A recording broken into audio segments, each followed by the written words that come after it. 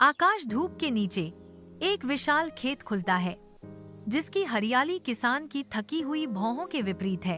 पर की चमक, गति का धुंधलापन। एक शरारती बंदर उतरता है। उसकी आंखें स्वादिष्ट पुरस्कार पर टिकी हैं। अरे मेरा आम! किसान की चीख खेत में गूंजती है, क्योंकि वह पीछा करता है। उसकी आवाज में गुस्सा और निराशा का मिश्रण है।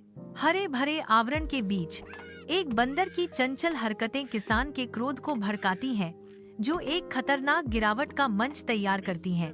गुस्से से लाल चेहरा लिए किसान मुट्ठी हिलाता है और चिल्लाता है, शरारत ठीक है, लेकिन चोरी करना गलत है।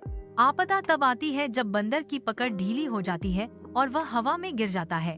बंदर विनम्र होकर चुराए गए आम किसान को लौटा देता है। किसान गर्मजोशी से मुस्कुराता है, बंदर को दोस्ती का इशारा करता है। बंदर के आगे बढ़ने पर अकल्पनीय जोड़ी के बीच दोस्ती का बंधन खिलता है।